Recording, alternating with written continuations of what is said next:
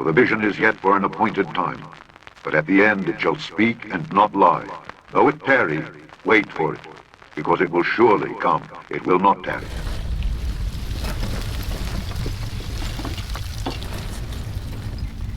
We are dealing with an enemy that doesn't just want to brainwash us. We are dealing with an enemy that wants to get into our brains. Can you imagine that in 10 years when we are sitting here, we have an implant in our brains, and I can immediately feel, because you all will have implants, and we measure your brain waves, and I can immediately tell you how the people react, or I can feel how the people react to your answers. From a subdermal microchip in one's hand to a tiny microprocessor implanted directly into one's brain, the line between man and machine is blurring. People are implanting space in their hands and their heads. It's sort of like having an Apple Watch or a Fitbit, replacing a piece of skull with like a smartwatch. Yeah, it's a little implant that you put in your brain. Yeah. Implant in your brain. This is the mark of the beast.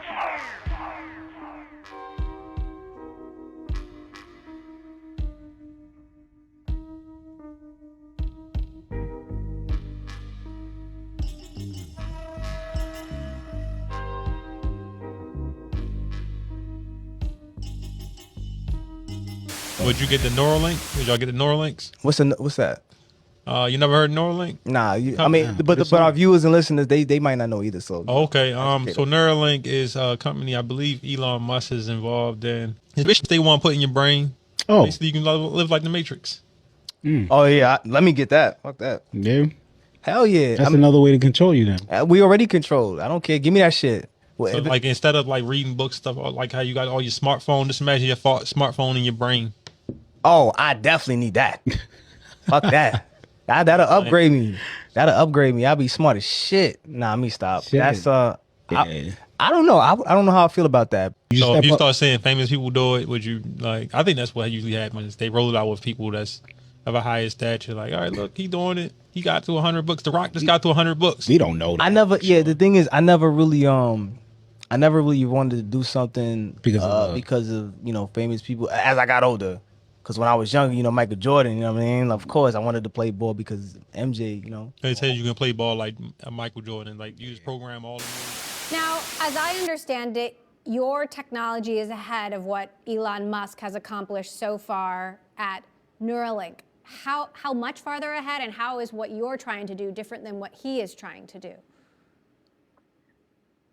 I would say we're at the beginning of a renaissance of brain science, and I think this is going to be a huge problem that's solved for many, many patients. So there are many ways to try to solve the problem. The way that we're doing it is going into the brain through the blood vessels.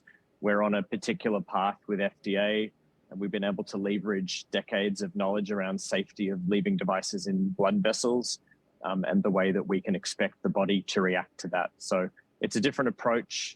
It's a big problem, and I think there are going to be many approaches needed, but we're excited to be finally getting into the clinical stage in the US after 5 years of discussion with FDA and demonstration of safety and testing of our technology. So who do you imagine will be doing this in the nearer term future and in the longer term future? Is this something that you see anyone opting to do? Well, I think paralysis is a massive problem. We probably all know someone who's lost the ability to use their hands. Stroke, spinal cord injury, ALS, muscular dystrophy, multiple sclerosis. Many conditions make our body ineffective while our brain is still working. So our big focus is to show that this technology is effective for a patient population initially. And I think the way I think about where this technology is going, it's going to be something like LASIK. It's an elective procedure.